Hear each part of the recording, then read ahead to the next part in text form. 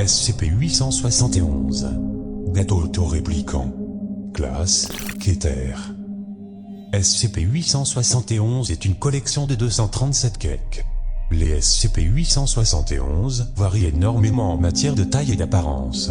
Le plus petit SCP-871 observé était un cupcake de 15 grammes.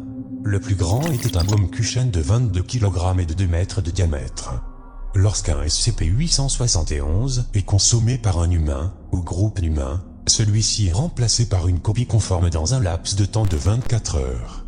Ce dernier apparaîtra sur une surface plane à proximité de l'endroit où SCP-871 fut consommé. Si un SCP-871 est endommagé d'une autre manière qu'en étant consommé par un être humain, être consommé par un être non humain est considéré comme une autre forme d'endommagement. Il sera remplacé instantanément. Les répliques créées de cette manière reprennent un rythme régulier de réparation ou recréation. La façon dont SCP-871 se recrée est à ce jour incomprise.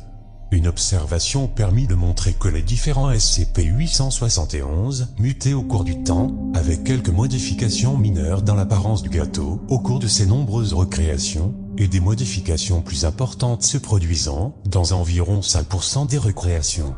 Aucun effet nuisible n'a jamais été le résultat de la consommation d'un SCP-871, même lorsque plusieurs SCP-871 ont été consommés, la seule exception étant les effets prévisibles après une consommation importante de gâteau. Le danger que SCP-871 représente vient des conséquences amenées par le fait de ne pas le consommer.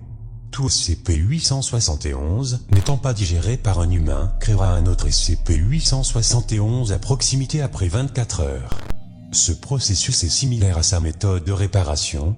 Cependant, les deux versions du SCP-871 manifesteraient les effets décrits, se recréant toutes les 24 heures, et se dupliquant à nouveau si personne ne venait à les consommer. Cet effet se produira à la place du processus de réparation si au moins 10% du premier gâteau n'ont pas été consommés.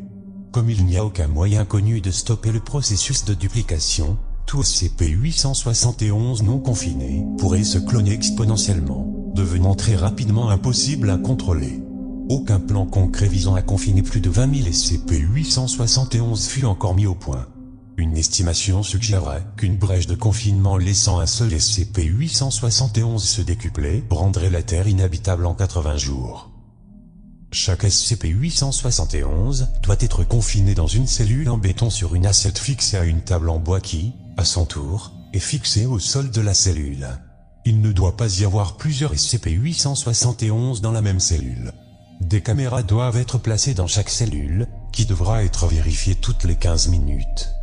Lors de l'apparition d'un SCP-871, 3 membres du personnel de classe D doivent être escortés par des gardes armés en direction de sa cellule, où ils devront être enfermés avec le SCP-871, avant qu'il leur soit demandé de le consommer. Les classes D ne doivent pas prendre plus d'1 heure pour parvenir à consommer l'intégralité d'un SCP-871. En cas de motivation supplémentaire requise, l'exécution de l'un des membres des classes D présents dans la cellule est autorisée. Une fois un SCP-871 entièrement consommé, aucun classe D n'est autorisé à sortir avant que les gardes aient vérifié qu'aucune trace de SCP-871 ne soit présente dans la salle ou sur eux. L'assiette, la table et la salle doivent être intégralement nettoyées avant l'arrivée du prochain SCP-871. Tout membre du personnel de classe D, se montrant particulièrement coopératif et acceptant de consommer d'autres SCP-871, peut être autorisé à le faire. Les classes démontrant une utilité exceptionnelle dans la complétion de cette tâche verront leur date d'exécution reportée. Ces derniers ne doivent en aucun cas être utilisés dans des expériences liées à d'autres SCP.